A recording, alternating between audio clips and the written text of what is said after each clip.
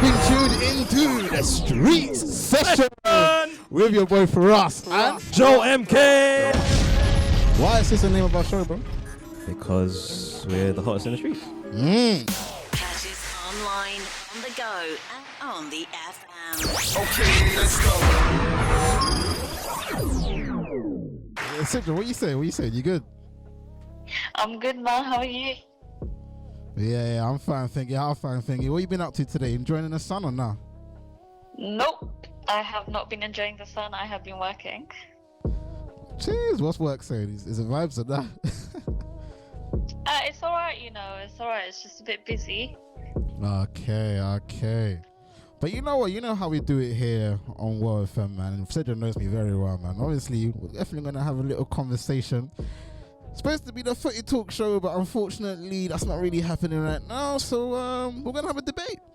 And obviously, interestingly, there was a tweet by a young lady called Young Miami, and she put, if you're in a relationship spending your own money and on majority of everything, you should be single. Sidra, what are you saying about that? Facts or no? Do you know what? There's like a truth to that, but at the same time, that's not how it should be, innit? It should be 50-50. Yeah. Do you think that she was aiming it more at the men when she was making that statement? Because It was for the females. You think so? What? You think females be spending all their money? She's saying to the female, if you're spending any money, you may as well be single. No, if you're spending basically everything, so if you're always paying for dinners, buying gifts, paying all the bills, you should be single. As in, if you're investing all your money and not getting anything back, essentially that person should just be single. Like, there's no point being in that relationship. Do you know what? I think it's a 50-50 because there are some women that do spend a lot of the money. I.e. me, for example, I did once upon a time, never again. I can't lie, this is why I thought you was perfect for this, because we've had that kind of conversation before and you understand what it's like to essentially carry their relationship financially. Now for somebody, because I've done that as well, for somebody who's done that, from a woman's standpoint, did that ever make you look at your man any less because he wasn't really providing anything? Or could he provide? Or what was the situation with the man first of all? But how did you feel when you was essentially carrying the relationship financially?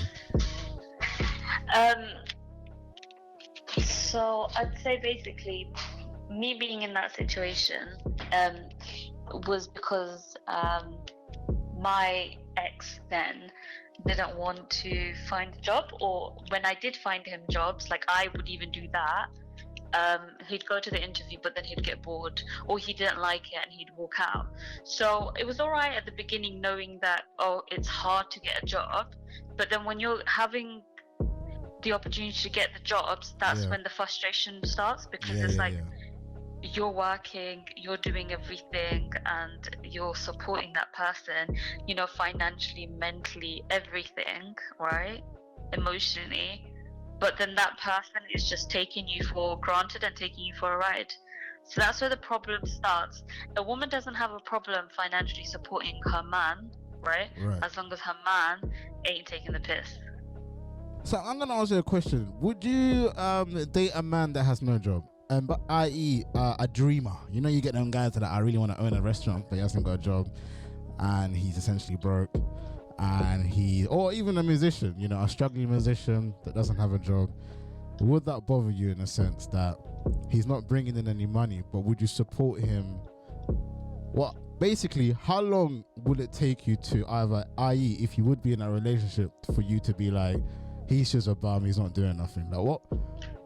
Yeah. So, see, this is the thing, right? I have been in that situation. I was in that situation, right? My ex was a dreamer himself. He wanted to start his own business. Right. I'd ask him, what business do you want to start? He would say, I don't know, but I want to start my own business. And I'm just there like, okay, fine. Yeah. So it was kind of like supporting him, guiding him, everything. But when it kind of gets too much when the other person isn't reciprocating that same energy or putting the effort in. Do you see what I mean? Yeah. Otherwise, I don't think there's a problem with dating someone or being with someone who has ambitions out of the sort of normal 9 to 5 hours. Do you see what I mean, of working? Yeah. However, that person needs to be doing something. Do you see what I mean? Like, even if it's a part-time job for a bit, to support yourself financially. If you want to be like, if you want to be independent, then that comes under being independent as well. Not the fact that everyone else is going to do everything while you try and find your way. You know, there's loads of people, musicians, etc. Like I've worked with so many people, musicians and videographers, photographers, etc. I'm one of them. That it's hard to get into doing what you want full time, but you will do what you can to survive. Yeah. No, I totally get that. Do you feel like it's a bit strange though, like it's that a woman essentially can get away with not having a job, but a man can't? Yes, but at the same time, I'm looking at the year that we're living in, and there's so many people that are like, I'll be a stay-at-home dad.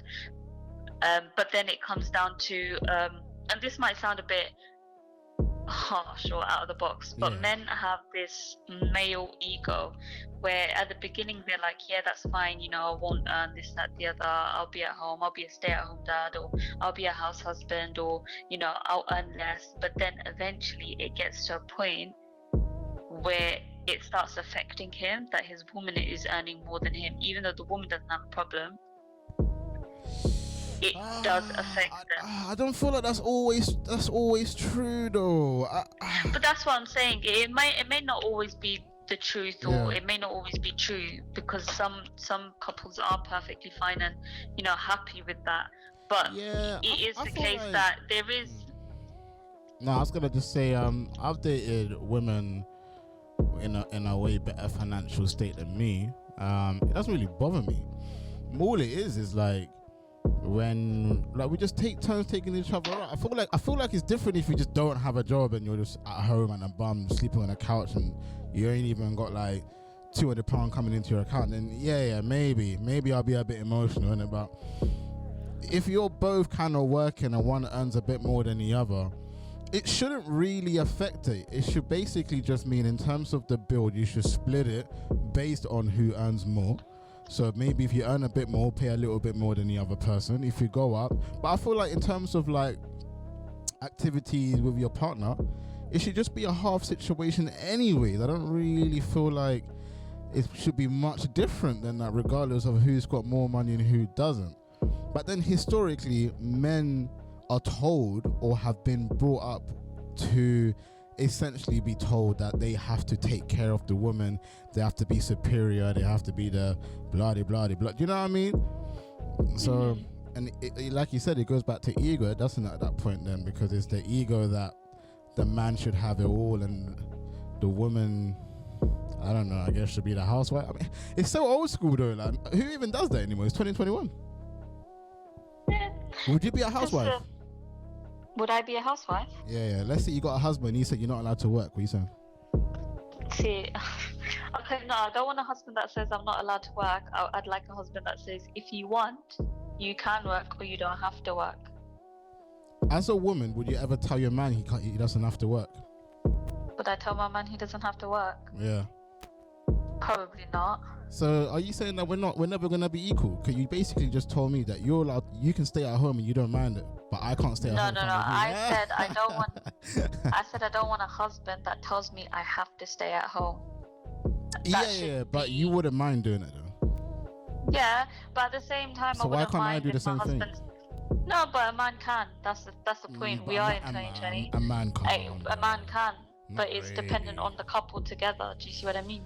Yeah, but the person you're in a relationship with. I feel like I don't know. I don't agree with that. You know, I feel like there's probably couples out there that are like that, where the man is just a house husband, which it exists. A lot of house husbands around the world. So salute to all you love.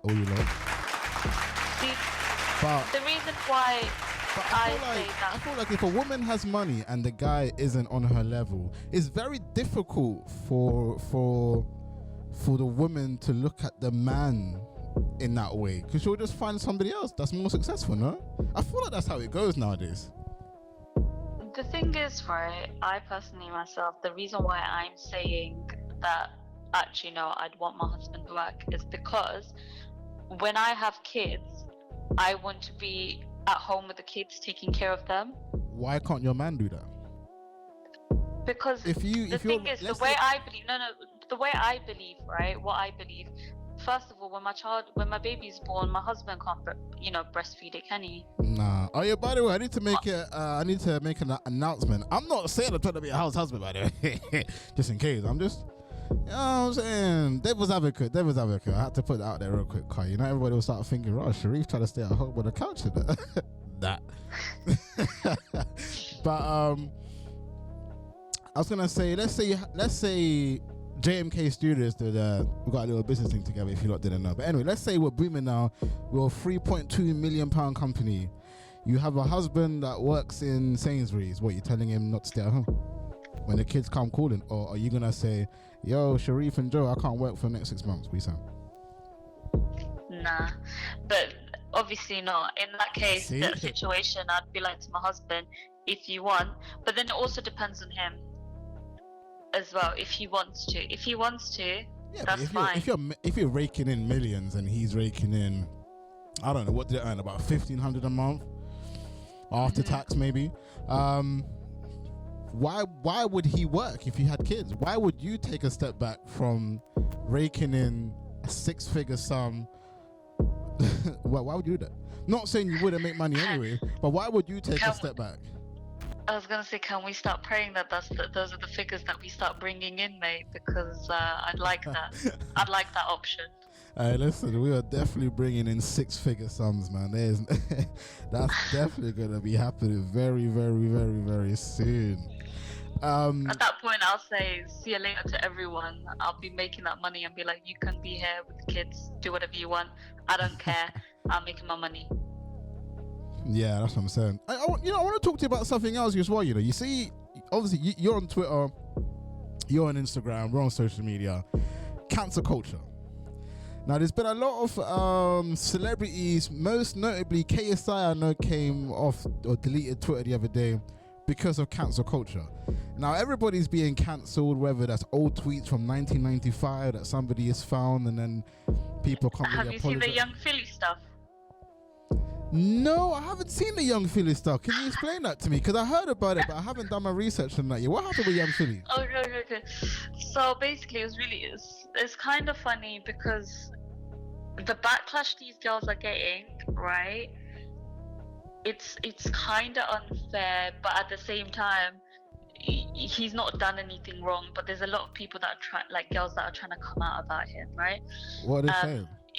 They're saying that he basically moved to them or he slept with them, and then he went and goes and blocks them. And there's girls that are pulling out conversations as well. So they're showing their DMs and stuff. He slid into their DMs and this, that, the other. But the thing is, right, with this backlash, right, the girls are getting is to be fair to Young Philly, he said it from day one that this year is all about Clart Ting. Do you see what I mean? So it's he's not said anything otherwise. He's not promised anyone a relationship or this, that, the other. He said that this is what this year's about. So that's what he's doing. He's living his best life. But my question is, if this was a big celebrity, like say if it was Drake, or if it was I'm trying to say a big. I said Young Philly ain't big though. But I'm saying I know you mean. Like a superstar.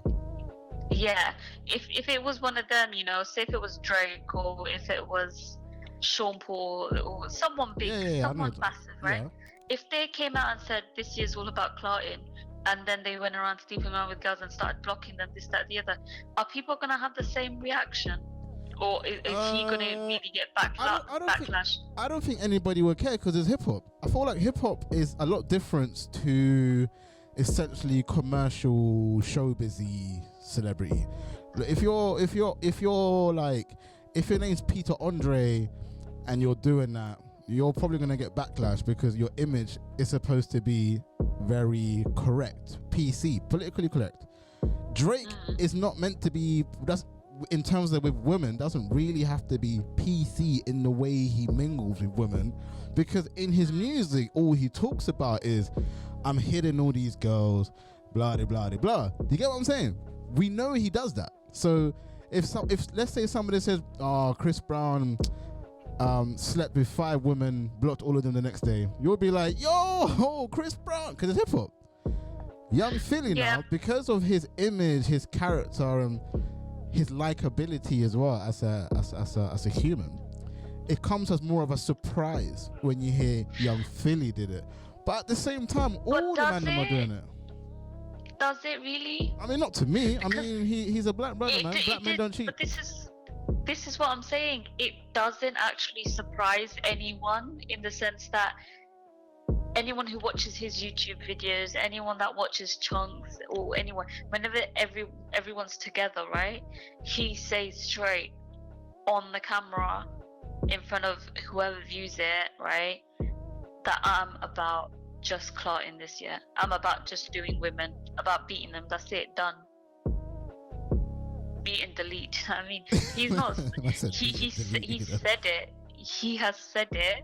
So why is it that is coming to a shock and these girls are trying to expose him or trying to cancel him? Yet there's so much proof to where he said that, oh, nah, I'm not going to be in a relationship. I'm not going to be in a serious relationship. Yeah, I mean, cancel culture is it's ludicrous. It's not like you can't even cancel anyone anyways. Name me somebody that's been cancelled. Like, name you someone that's been cancelled. Yeah, and apart from R. Kelly obviously he did some stupidness. So we all know the Mute Kelly stuff or whatever. I think he's in jail right now as well. But I mean, like, in terms of like you know, there are a few YouTubers, but I think more in the makeup industry. Yeah, but oh look, is the male guy? Is his name James Charles? Yeah, James Charles. Remember, they tried to cancel him, and then he never got cancelled. Cancel culture ain't exactly real though, and I feel like when it comes to cancel culture, it's like, I want to ask your opinion. If somebody said, let's say, I wrote a tweet when I was 12 years old, and I said, I hate white people. That was what I wrote. I hate white people. I don't mess with them. Somebody pulls out them tweets now. Are you gonna look at me differently because of that tweet 20 years ago? No, because I don't think people get cancelled because they say they hate white people. People get more cancelled if they say I hate black people.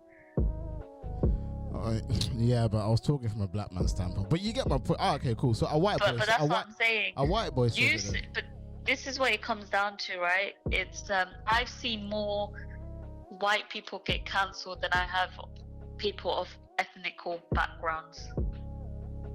If that makes sense. Interesting. Why do you think that is? Because those white people or Caucasian people, they will get attacked by the minorities, like the mixed, you know, cultural backgrounds and this, that. Those people will attack them because how dare they say anything against them or about them? Do you see what I mean? Then it's racist, then it's prejudiced, and etc. etc. But if a black man was to come out and say, I don't like white men, then there's a political thing behind it that, yes, stand up for him because white people have done this wrong, done that wrong, etc. etc. But if a white man was to come out and say, oh, I don't like black men, he's a racist, this, that, the other, you know, we've got a history of, you know, violence from them, you know, etc. etc. That's how the narrative switches. Yeah. So that's always the case as well. Do you see what I mean? For example, I'll be honest, right? There was a YouTuber named, there is a YouTuber, her name's Amina. She ran a business it's called Power Daisy, big on YouTube. She's British and everything. Okay. She had a contract, I believe, with L'Oreal or some other company, right? Some big company. Yes. And she did a tweet years back. I can't remember what it was, but it was against, I think it was something to do with Israel or something like that, Palestine or something like that. Saying that she stands up with Palestine or something of that sort, around that nature, right? Yeah. But she basically was standing up for her people, her Muslim people.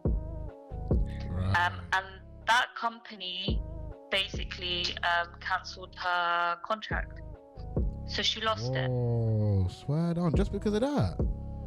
Because of that, and Wow. because it wasn't acceptable, obviously. But that was a tweet that came out years ago, and because of that, she had to put out a statement, apologizing, etc.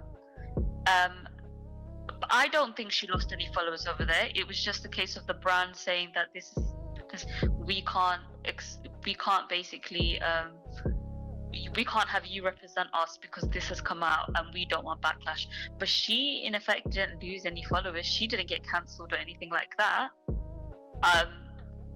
It could be for many reasons. I think main being that she was Asian, she was Muslim, she was actually speaking to represent her people. It's crazy how trying to support your own people can land you broken deals. Can you imagine? Can you imagine if you went to march for, I don't know, something to do with Islam? Let's say you're marching to, I don't know, stop suicidal bombings being a thing in Islam or something. I don't know. You're just supporting your religion, right? And then somebody turns around and says, we can't really mess with that religion still. That's a bit wild, when you think about it. Like, people can really cut you off because of your religious belief or your religious choices, which is actually not harmful to anyone else. It's mad. But I got another conversation for us to go into, and this one is a little bit more serious. And obviously, if you lot have ever watched Chat and Chill with me and Sidra, when it gets deep, Sidra talks for so long, and then I talk for so long, and then it just goes for so long.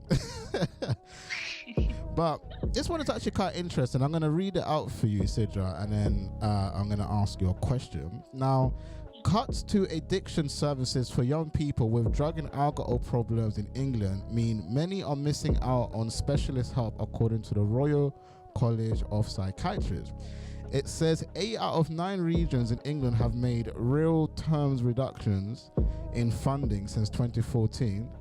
The situation has only been made worse by the pandemic, which has badly disrupted services. A plan to support people with mental health issues has been announced.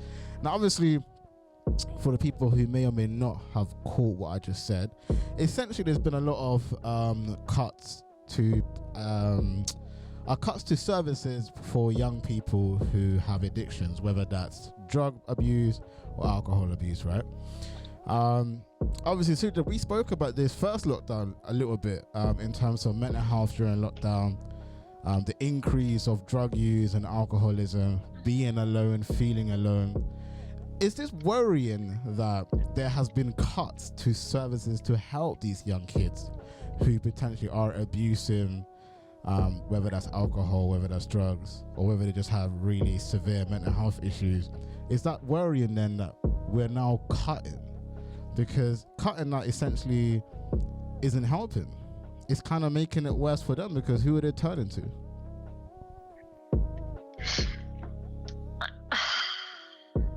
The thing is, right, I think, wasn't there a thing that mental health or assistance for mental health and like addiction, etc., is currently very low through all groups, not just the young generation, but it's affecting more younger generations now because of the pandemic. Yeah, that's facts. Yeah, but in effect, there is actually a large number of people out there who are suffering from that. I just think it comes down to, obviously, the pandemic. We all know how that's affected people negatively, how it's making these situations worse. They've got nothing to do, so they're kind of turning to alcohol. They've kind of been put out their daily routines. Yeah, And people who probably didn't realize they have an addiction are now realizing, actually, I've got an addiction. I think that's where the problem is occurring. Whereas before they thought, oh, it's just their lifestyle. yeah. It's hard though, isn't it? Because when it comes to young people in general, in terms of drug use, alcohol use, it's so normalized that you wouldn't even think you have an addiction, because it's like, oh, we're just having fun, we're just vibesing, like this is what we do, you know what I mean?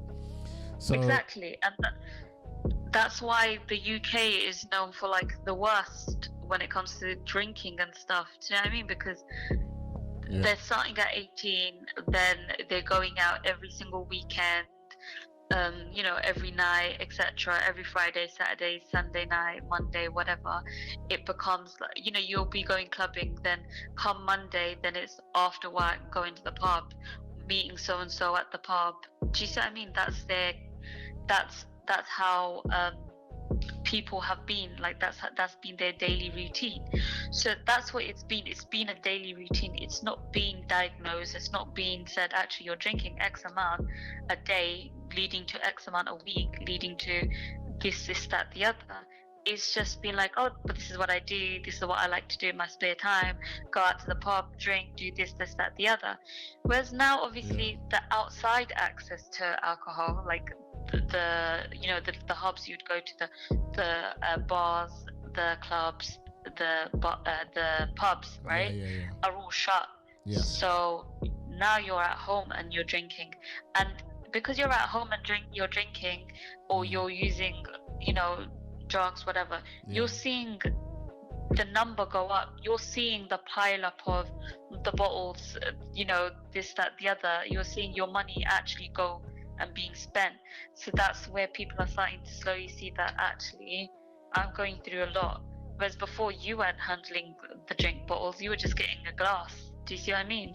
Yeah, and obviously you're gonna automatically consume a lot more as well, because normally when you buy glass per glass, you're spending at least like roughly, I'd say, £9 per glass. So you probably drink a little bit less, but then now you're buying like 2 bottles of Courvoisier or Ciroc or whatever it is that you drink, and you're finishing that in a span of a couple of hours.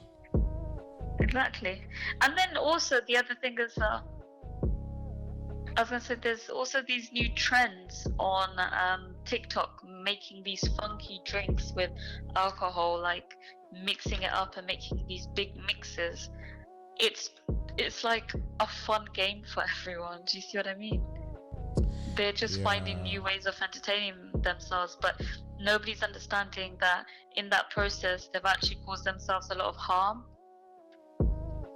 So would you say then that in terms of consuming drugs and alcohol during lockdown, would you put that down to people just feeling lonely and having nothing to do? 100%. I'd say that's literally down to the fact that your daily routine has been tampered with, leaving you to do nothing but, you know, not just, the other thing as well, let's not just say it's because they've got nothing else to do, but also it's been an emotional support for those people that are going through a lot, mentally and emotionally and everything. Because, you know, there's loads of people, and this is the other thing, we know how much mental health has affected loads of people, right, during this time. So we also need to consider the fact that because mental health has taken such a massive turn during this pandemic, these individuals have also been affected, because they've lost their jobs, they've lost their houses, they've lost everything. They can't see their families. The only way they make themselves feel better is by having a drink, because it numbs people. Having, you know, drugs, because it numbs people. It just comes down to that these have become their coping mechanisms. Yeah. I hear what you're saying. I mean, I think it's interesting because if you were struggling before the pandemic, then this lockdown only made it worse. Do you know what I mean? Because a lot of people, more time people were going through stuff before lockdown anyways. Lockdown just made it worse because they couldn't they couldn't get out of that headspace. They're constantly at home thinking, and when you're constantly at home thinking, if you guys didn't break the rules, then you are constantly thinking about whatever it is that you're struggling, whether that's mental health issues, insecurities, whatever it is, you're around that feeling all the time, 24/7. So that could get very, very difficult. But in terms of the importance of talking about mental health, like, what do you feel like more needs to be done? Because if there are cuts to services, whether that's drug, alcohol, and mental health issues, what should we be doing? Because it doesn't make sense for it to be cuts. Like, how can people now think about the people that like started uni this year? It's all done. Uni now is all done based on what's it called? Online. On Zoom and all of that. Yeah. Like, how can we now support these people that's moved to a completely different country and can't leave? This is the thing, right? Because first of all, there's not a lot that's been done to help them. They don't have, or they don't know how to access the right tools to help them or get access to help or anything like that. Some people also are in denial as well. I was one of them. Okay. I mean, being someone who before the pandemic I was fine. I'd have my emotional days, whatever, but everyone does, you know? Everyone sort of has that day where they're like, oh, I'm having a bad day. But at the beginning of the pandemic I was fine. It's funny because it was towards the end of the pandemic when it really hit me. So towards the end of the first lockdown. Okay. Still in the pandemic. It was towards the end of the first lockdown when it really hit me. Yeah. And even then I didn't know what tools were available to help me. I went to the doctors. Their first solution was, oh, shall we put you on antidepressants? I was like, are you crazy? Like, I don't even know what's wrong with me. I'm telling you, I'm not, like, it's a coming and going feeling. I don't want to just be put on medication. I want to know what other options are available to me. Right? And that's when they suggested seeing a therapist or a counselor.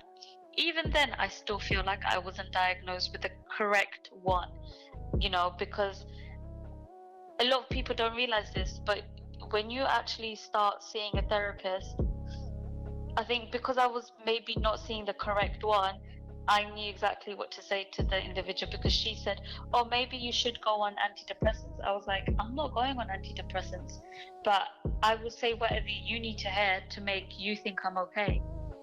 Yeah. So that kind of, I think, that also isn't helpful because they're not diagnosing these individuals properly. They don't know, these individuals don't know where to go. The younger generation don't know what to do. The younger generation have the pressure of like social media or family, friends, you know, family as well, like the elder generation are like, oh, but you're not doing this, and it's like, that's another kind of pressure. You know, uni students, I don't know if you heard, but on the news today there was a thing where it says that it's going to be harder for 25-year-olds and younger to find any jobs right now until the rest of the market comes back to like normality. Now that already is telling you that there's going to be loads of young adults, young teenagers leaving college, finishing uni, that are going to be struggling so much, and that's going to cause them depression, that's going to cause them anxiety, that's going to be that's a whole load of, you know, that's we're just waiting to see the numbers in them. And we've already seen how the suicide rate has gone up during this time, and this, that, the other. It's increased. Now you're saying, No, I'm saying, it's increased. Yeah, so now you're seeing that there's another issue that's going to be arising for these young people. How's that going to affect them with their mental health and everything? Do they know where they can go for help? It's okay for the government to be throwing out these statistics and saying, oh, by the way, if you're 25 and young, you're not going to be able to find a job. But then it's like, well, what support have you got in place for them to help them cope with this time? There's nothing. Also, the other thing as well, they were like, there was a few weeks ago where they mentioned that during this time the young people have been affected the most because they're the ones who have had to put their whole life on hold, etc. During this pandemic. They haven't been able to go out, socialize, this, that, the other. Yeah. And it's affected them very badly. But then when you put that announcement out there, what did you say you're going to do to help them? To make it better. Do you see what I mean? I feel like that's the main issue right now, really, isn't it? It's like, what is it that they're trying to do? Because it's all good telling us statistics, giving us facts and figures, but nothing seems to be done. I'm not hearing nothing, and I don't know. Mental health is one of those interesting conversations because I feel like it's still something that's very new commercially in terms of people speaking out. It's becoming more and more acceptable to talk about mental health, which is great. I want to ask you though, why is it that women seem to find it easier to talk about their mental health than men? I think it's just what society has led men to believe, that you're the strong person. It's the same thing if we go back to why should men pay for everything and why shouldn't women? Why should a man why can't a man have the option of being a stay-at-home dad? It's the same question, same conversation there, because men are led to believe, or have been led to believe their whole lives, you're the strong one, you're the provider. A woman is emotional, you shouldn't have any emotions. If a woman cries about a breakup or anything, it's normal. If a man cries, it's man up, move to the next. Why? Yeah. Did he not have the same feelings? Yeah, I mean, it's true. It's very true. I feel like men are told that they have to be strong and not vulnerable, which is a fact. Sorry, say that again? I feel like men are taught to be strong and not vulnerable. And especially if you're around the mandem or around the fellas or around the lads, whatever you want to call them these days, you can't, it's a bit weird to show vulnerability to your friends. Exactly. So it's like, yeah, it's one of them ones. But at the same time, it's like, which is probably why most suicidal rates in men are higher than women anyways, because men just hold it in until they can't take it no more. And unfortunately, some people take it to the point where they don't want to be here no more. Which is sad. It's sad that this is what men are led to believe, but it's also what we make our kids believe, or we would make our kids say. If you had a son, you'd say, this is your sister, you have to protect her no matter what, make sure you keep an eye on your sister, this, that, the other, right? Yeah. If that's how you would tell your son. Yeah, of course. But if your daughter cries, you'd be like to her, oh, it's okay, this, that, the other, you're gonna be fine, you're beautiful, you're okay. If your son was to cry, it'll be like, come on, man up, it's nothing, ignore it, it's fine, you've hurt yourself, doesn't matter, wipe it off, move on. He doesn't get the same love and the same sort of treatment. Do you see what I mean? You don't hear a daughter a younger sister or whatever being told, take care of your older brother, etc. Or an older sister being told, take care of your younger brother, like, watch out for him, don't let anyone mess with him, this, that, the other. You don't hear that. Yeah. No, that's true. If we're giving them that mentality from the beginning, and then they're going out and they're with their mates, with their boys, whatever, and the boys are behaving like that with their sisters, and then they have that mentality. Don't forget, it's also culture. Yes. It's not something that's written down anywhere. It's culture. It's what we have brought up, but we have made this standard. We have made this made all of this, where we're saying that as a man, you need to be strong. You can't deal with your emotions. Nobody can see you cry, etc., because you're weak otherwise. Yeah. So I'm going to ask you this one question. I have another conversation to go into as well, but I'm going to ask you this one question. Will a man and a woman ever be equal in your eyes? Will they ever be what, equals? Yes. I feel like I'm gonna hate for this. What are you gonna say? Sounds weird. I'm gonna get hate for this, but it is what it is. The answer is no. Why? Okay, I'm gonna say it, but my point of view is from a religious sort of. Nah, I can't even say that. I don't know what to say. I'm trying to be politically correct here at the same time. You're never PC though. Okay. The reason why is because I believe Islamically a man was made as a man for a reason and a woman was made as a woman for a reason. Are you saying that they got their own roles? Correct. Which they do. A man has always been the protector, the one that takes care of the family, etc. And the woman has always been the emotional support and has always been the one to take care of her family too. In effect, they would both take care of the family and they would both do what they need to do. It would just be in a different way. Yeah. I'll give you that. But that kind of then leads their role within society differently from one another. But then that's where culture puts on these false expectations on individuals. For example, I'll give you an example. My dad, right, is a very manly man. He's like one of the lads. Do you see what I mean? He's that kind of man. Like you couldn't say anything to him, right? But that's the same man I have seen cry. I have seen emotional when he lost his wife. I've seen him at the lowest of low, right? And I've not seen him be afraid of crying. Also, he's the one who's taught me how to cook, not my mum. He's the one who teaches me things. He's the one who cleans up. He's the one who does this, that, the other.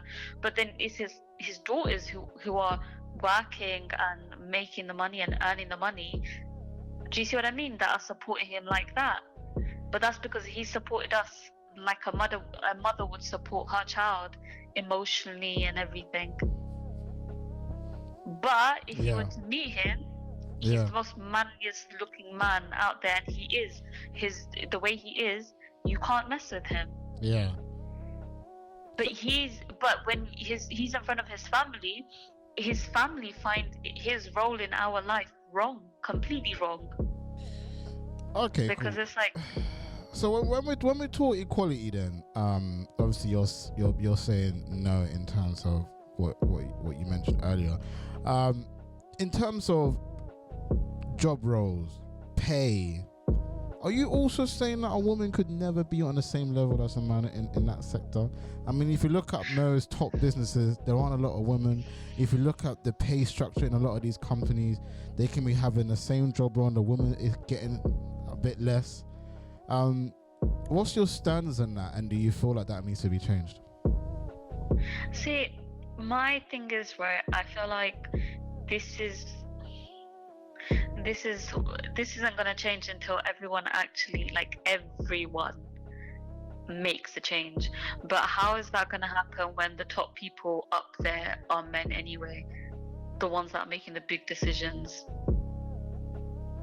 So I just honestly I can't even comment on that, because when it comes to working and businesses and earning more money as a female, etc., that's been a struggle since day one. Yeah. But then if the women do earn that much more, or women do earn more money, they still expect the man to pay. So how does that work? Yeah, that is facts. That is. So I mean, because the argument I've heard, which is one of the most dumbest arguments of all time, before we go into the next conversation, is that the reason why women gets paid less is because a woman apparently can't work to the same levels as a man. Now, period pains gets talked about it. Pregnancy, because you got to take maternity leave. You then got raising your kids. That's what people put into the reason as to why you get paid less. It actually has nothing to do with your actual knowledge or ability to do the work, because they don't hire somebody who can't do the job. But they look at the fact that, okay, cool, you might have to take 8 months off. Nah. Because what you'll find as well, which is very unfair and very unethical, is a lot of, not a lot, but in cases, a men will hire a woman who can't have kids anymore because they know that and then they'll give her a top job because they know that she's never going to have an issue where she has to run off for a couple of days or months. Is that fair or unfair? I honestly have no comment in this. Gee, silent Sidra, Silent Sidra. It's been a long time since that. No, it's a difficult one because I don't want to speak for a lot of women, and I don't want to speak for a lot of men, because I look at like everything from my standpoint of view. My whatever is that I look at it from a religious point of view, and as a female. Yes. A cultural sort of thing as well, but when it comes down to the reality of everything, it's not wrong. It's not wrong. That argument isn't wrong, because it's the truth. Women do get pregnant. Women do end up having excruciating period pains where they have to take days off. Yeah. Right. But do you know what else that does? Sometimes that gives women more excuses to take days off. They may not have period pains, but they'll say they do because they want to take a day off. Yeah, that's true. So then where's the fairness in that? What measurement do we have to say you're lying? That's not why you're off. A man could be said, you could tell a man he's lying. Facts. How are you going to tell a woman that she's lying? Do you see what I mean? Yeah. A man will work 7 days a week because he can, without taking a break, because for a whole month, because he doesn't have those factors affecting him. Okay, but a woman, is she gonna do those 7 days a week without anything affecting her? Yeah, that's wild, man. That is true. I mean, for me, I hope men and women can be equal. I guess, since you gave your point, do I believe men and women will ever be equal? No.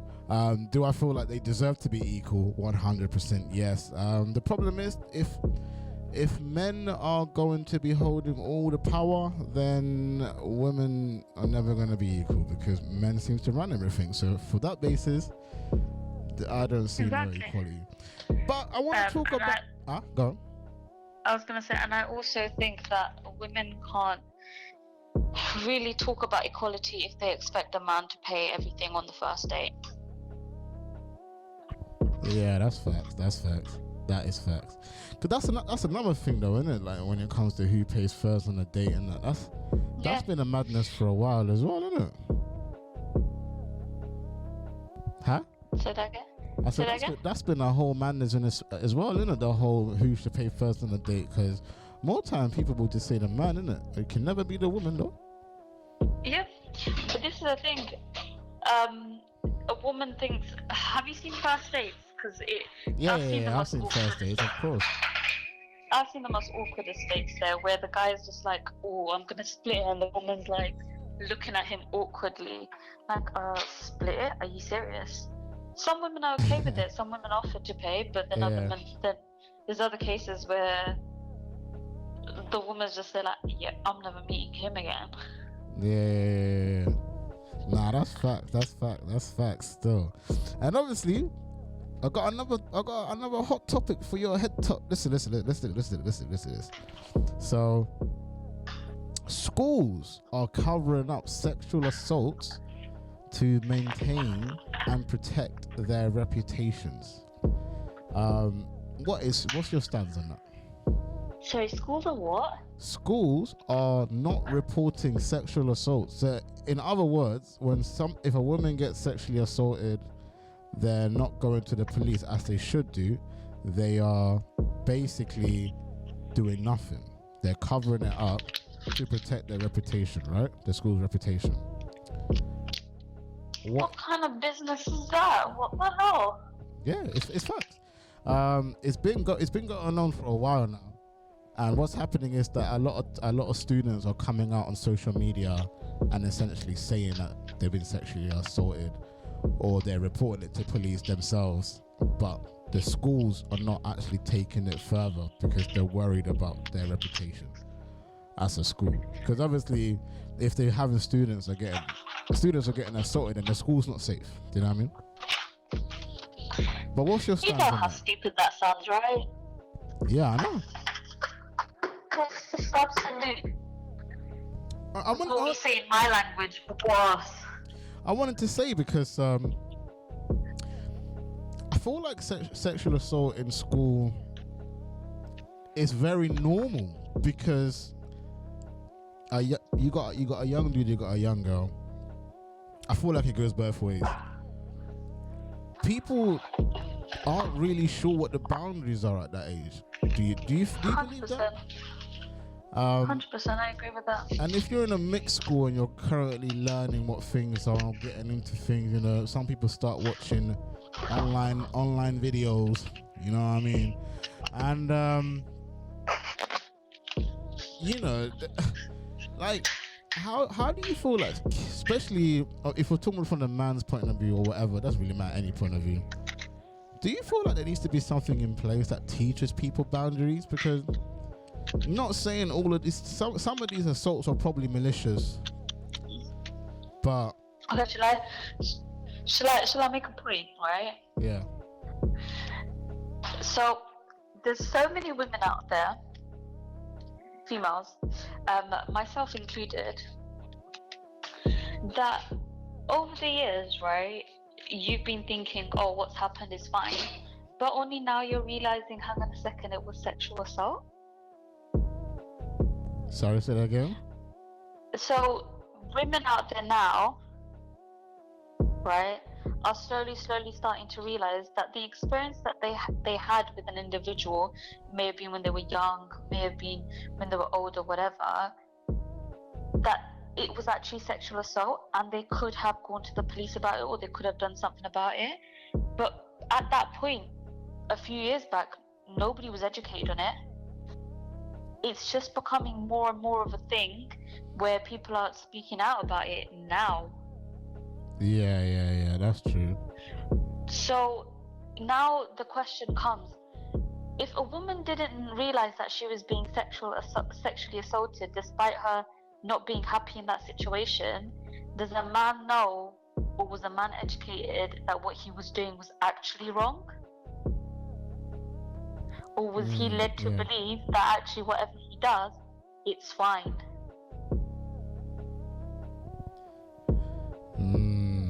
I mean, I guess he'll say he'll just think it's fine, though, at that point. Huh? I guess at that point he'll just start thinking it's fine, innit? Because he doesn't know. Of course. But isn't that the same problem then when you're talking about schools covering it up? Then the kids are gonna think it's fine, innit? That's the point. Like, there's if you're stopping something from happening because you're worried about your reputation, then you're not educating them. If you're not going to educate them, there's going to be many more generations who are going to be thinking that it's okay to do this and be sexually assaulted or sexually assault, and it's normal because they got away with it when they were younger, or they weren't educated on it. Yeah. I mean, I don't know. Like, obviously, when it comes to sexual assault, as a woman, or somebody who went to school, did you ever experience anything like that? Well, I went to all-girls school. You went to an all-girls school? Yeah. So I went to an all-girls school, not while I was at school. Yeah. No. I'd say more when I went to uni, but nothing to do with anyone from that he's not from university or anything. No one from actually uni, but it was my experience with guys after like in university, as in like outside. I was at university when it happened, but it was managed around that sort of age bracket. Oh, okay, so you experienced it more when you got older. Yeah. Oh, that's interesting, because I feel like, I mean, older as well, but I feel like it's strange because I always thought girls go through it more at a younger age because men just don't really know what they can and can't do, really, I feel like at that age it's a bit more like they should know what they're doing. They're a bit, what? No, I'd say that the truth is that yes, as when I was younger, I did, but the thing with my situation was that my mum and dad had educated me and told me that this is wrong. Because they told me that this is wrong, I was able to go to them and tell them, and it stopped before anything bad happened. Yeah. Do you see? Whereas there's girls out there that don't have that. They don't have that opportunity to stop it before it's gone too far, before something really bad has happened. Yeah. However, I think when I was older, I was sort of in a situation because obviously it wasn't someone external, it was someone who I was trying to get to know or be in a relationship with, etc. That's when I thought, I can't speak to anyone because you're led to believe you put yourself in that situation. Not that this situation has happened to you. Yeah. I mean,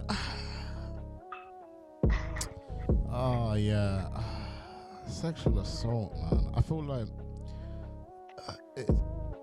it can stem from even just touching an arm sexually, innit? I feel like that subject is a bit. It's so crazy because it's one of those things that I can't see going away as much as I don't want it to be around. You know what I mean? Yeah. And it won't go away, and it will be around as long as like men or women think that they will get away with things like that, or they can, or have an excuse for it. It will never go away. That's true though. But what's your stance? Do you know what? It's weird because when you're talking about schools and kids not being able to be safe, like, isn't that wild? Like, imagine what are you doing if your son or daughter comes home and said someone touched me inappropriately? What are you saying? If someone's daughter comes in and says someone touched them, touch your daughter inappropriately, like one of your daughters comes home and says I got touched inappropriately, like, how are you gonna feel about that? I'm confused. So if my daughter was to come home and to tell me that someone touched her inappropriately, yes, it's going down. Everyone's getting done, mate. And then you find out that the teachers covered it up. It's going down. It's going all over social media. It's going to all the parents. It's gonna be out there, so they can try and protect it as much as they want. But things will happen. Yeah, I hear that. Listen, this is the thing as well. The schools are being a bit stupid, thinking that they can, cover it up, or they won't let it out, because parents will put it out there. Yes. Yeah, and they do. Exactly. But you know what? We're coming to the end of the show right now. Big shout to Sidra in the building. He's on fire! Wow, wrong button. Sidra, man, stream your social medias and all of that. Let them know where they can find you. So you can find me on Instagram or on Sidra K Ali, or my business page, which is Canvases by K. But yeah, that's where you can find me. Being tuned into the streets session with your boy Firahs and Joe MK. Why is this the name of our show, bro? Because we're the hottest in the streets. Catch us online, on the go, and on the FM. Okay, let's go.